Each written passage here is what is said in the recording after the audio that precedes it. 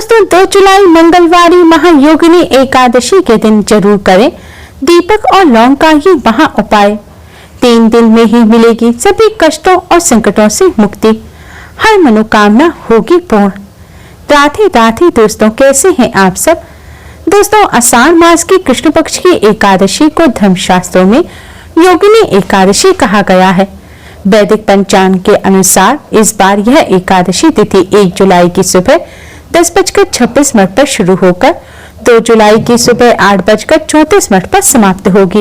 उदय तिथि की मान्यता के अनुसार इस बार योगिनी एकादशी का व्रत 2 जुलाई दिन मंगलवार को रखा जाएगा। इस बार मंगलवार के दिन एकादशी है। इस दिन पूजन करने से भगवान लक्ष्मी नारायण के साथ ही संकट मोचन बजरंगबली की भी कृपा प्राप्त होगी। इस दिन सभी कष्टों से छुटकारा पाने के लिए दीपक का ये आसान सा उपाय जरूर कर लेना। इस उपाय को करने से भगवान लक्ष्मी नारायण की कृपा से धन की वर्षा होगी और बजरंगबली भी आपके सभी संकटों और कष्टों को दूर कर देंगे। दोस्तों योगिनी एकादशी का हिंदू धर्म शास्त्रों में विशेष महत्व बताया गया है। शास्त्रों के अनुसार योगिनी एकादशी के दिन भगवान लक्ष्मी नारायण का पूजन करने और व्रत करने से सभी प्रकार के अपयश और चर्म रोगों से छुटकारा मिल जाता है और जीवन के हर क्षेत्र में सफलता मिलती है। इस दिन भगवान विष्णु का ध्यान कर व्रत का संकल्प लेना चाहिए। इस दिन भगवान विष्णु के साथ साथ पीपल वृक्ष का पूजन अवश्य ही करना चाहिए। कहते हैं योगिनी एकादशी के दिन पीपल वृक्ष में साक्षात श्रीहरि विष्णु का वास होता है। इस दिन पीपल वृक्ष का पूजन करने से समस्त मनोकामनाएं पूर्ण हो जाती हैं। योगिनी एकादशी पर संध्या काल के समय पीपल के नीचे एक घी का दीपक जरूर जलाएं और ओम नमो भगवते वासुदेवाय मंत्र का 108 बार जाप करें। ऐसा करने से भगवान विष्णु की असीम कृपा प्राप्त होगी और जीवन में चली आ रही बड़ी से बड़ी परेशानी उसी क्षण से दूर हो जाएंगी। भगवान विष्णु की कृपा से जीवन में कभी भी कष्ट नहीं आएंगे। दोस्तों पद्म पुराण के अनुसार योगिनी एकादशी का महत्व समस्त पातकों का नाश करने वाला संसार सागर में डूबे हुए प्राणियों के लिए सनातन नौका के समान है। यह देह की समस्त आदि व्याधियों को नष्ट कर सुंदर रूप गुण और यश देने वाली बनाता है। इस व्रत का फल 88,000 ब्राह्मणों को भोजन कराने के फल के समान है। इस व्रत के प्रभाव से जीवन और मृत्यु के चक्र से भी मुक्ति मिल जाती है और अंत में प्राणी को वैकुंठ की प्राप्ति होती है। इस बार योगिनी एकादशी पर स्वास्थ्य सिद्धि योग के साथ ही 4 दिव्य और दुर्लभ संयोग एक साथ बन रहे हैं, जिससे इस बार की योगिनी एकादशी का महत्व कई गुना अधिक बढ़ गया है। दोस्तों इस बार एकादशी मंगलवार के दिन है और मंगलवार का दिन संकट मोचन बजरंगबली को समर्पित होता है, इसलिए इस बार की एकादशी बहुत ही खास हो गई है। मान्यताओं के अनुसार मंगलवारी एकादशी के दिन भगवान लक्ष्मी नारायण के साथ ही बजरंगबली का पूजन अवश्य ही करना चाहिए। आज की इस वीडियो में हम आपको मंगलवारी एकादशी के इस शुभ संयोग पर भगवान लक्ष्मी नारायण और बजरंगबली की कृपा प्राप्त करने का एक बहुत ही आसान और असरकारक उपाय बताने जा रहे हैं। इस उपाय को करने से हाथों हाथ मनचाहा वरदान प्राप्त होता है। जीवन में चली आ रही परेशानी दूर होती है। बजरंगबली की कृपा से सभी संकट दूर हो जाते हैं और भगवान लक्ष्मी नारायण अपने भक्तों को सुख समृद्धि का आशीर्वाद प्रदान करते हैं।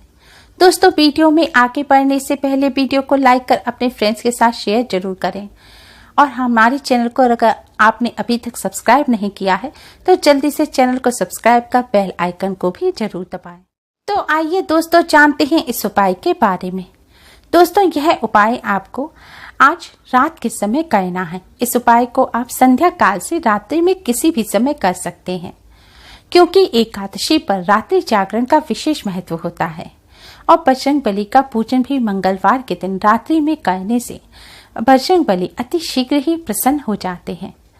दोस्तों रात्रि में पूजन करने से पहले आप स्नान कर स्वच्छ वस्त्र धारण करें। स्नान ना कर सके तो अच्छी तरह से मुंह हाथ धो लें और फिर स्वच्छ वस्त्र पहने।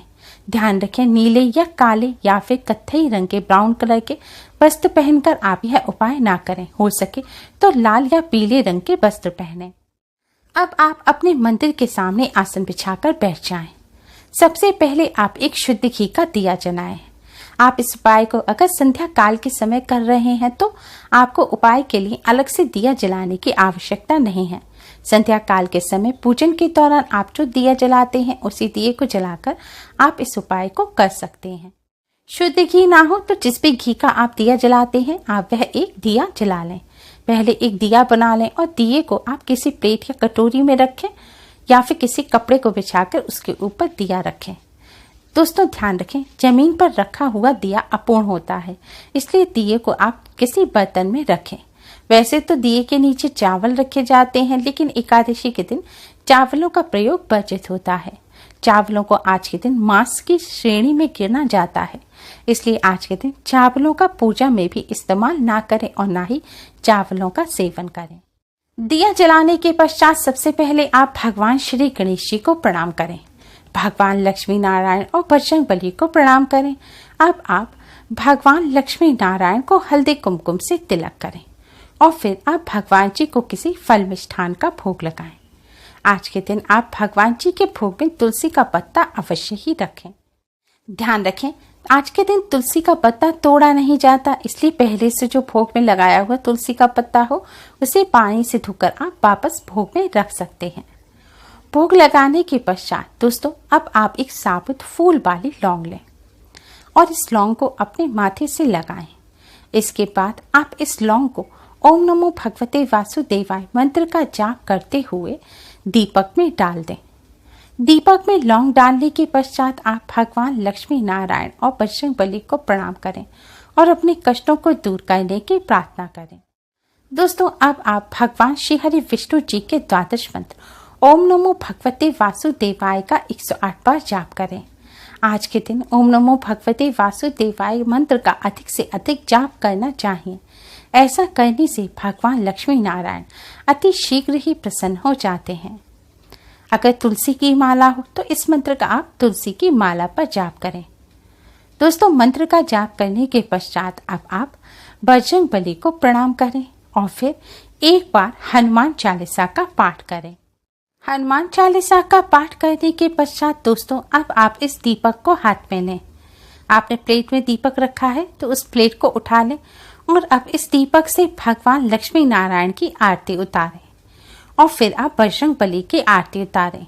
अगर आपको आरती आती हो तो आप भगवान लक्ष्मी नारायण की विष्णु भगवान जी की आरती करें और बजरंगबली की आरती करें। आरती ना आती हो तो आप ओम नमो भगवते वासुदेवाय मंत्र का जाप करते हुए भी आप भगवान जी की आरती उतार सकते हैं। दोस्तों ध्यान रखें, आपको इस दीपक से आरती अवश्य ही उतारनी है, तभी उपाय पूर्ण होगा। आरती उतारने के पश्चात आप भगवान लक्ष्मी नारायण को प्रणाम करें और बजरंगबली को प्रणाम करें। आपकी जो भी मनोकामना है वह आप भगवान जी के सामने कहें और मनोकामना पूर्ण करने की प्रार्थना करें, कष्टों को दूर करने की प्रार्थना करें। दोस्तों मंगलवारी एकादशी पर करने वाला शास्त्रों में बताया गया ये बहुत ही असरकारक उपाय है। इस उपाय को करने से बजरंगबली अपने भक्तों के सभी संकटों को दूर करते हैं। भगवान लक्ष्मी नारायण की कृपा से दुख दरिद्रता का नाश होता है और घर में सुख समृद्धि आती है। रातों रात किस्मत चमक जाती है। जीवन में चली आ रही परेशानियां दूर होती हैं और जीवन सुखमय बनता है। दोस्तों रात भर आप दीपक को ऐसे ही रखा रहने दें। अगले दिन स्नान आदि करने के पश्चात दीपक में जो लौंग है, इस लौंग को आप किसी पेड़ की या पौधे के पास मिट्टी खोदकर वहां उस मिट्टी में इस लौंग को आप दबा दें। आप अपने घर में भी दबा सकते हैं या घर से बाहर जाकर कहीं पर साफ स्थान पर मिट्टी खोदकर आप इसे दबा सकते हैं, या फिर शुद्ध बहते हुए जल का स्रोत हो तो वहां पर भी आप इस लौंग को डाल सकते हैं। पूजन के पश्चात जो आपने भोग लगाया है भगवान जी को, उसे प्रसाद के रूप में ग्रहण करें। दोस्तों इस उपाय को करते समय कुछ बातों का विशेष ध्यान रखें। आपने अगर एकादशी का व्रत नहीं भी रखा है तो भी आज के दिन आप चावल का सेवन ना करें, साथ ही मीठ अंडा भी ना खाएं और प्याज लहसुन भी ना खाएं। आज के दिन सात्विक भोजन ग्रहण करें। आज के दिन ब्रह्मचर्य का पालन करें। किसी से अपशब्द ना बोलें। साफ सफाई का विशेष ध्यान रखें। मान्यताओं के अनुसार जिस स्थान पर साफ सफाई होती है वहीं माँ लक्ष्मी का वास होता है, इसलिए माँ लक्ष्मी की कृपा प्राप्त करने के लिए घर में साफ सफाई का विशेष ध्यान रखें। किसी भी बड़े या छोटे से अपशब्द ना बोलें और लड़ाई झगड़े ना करें।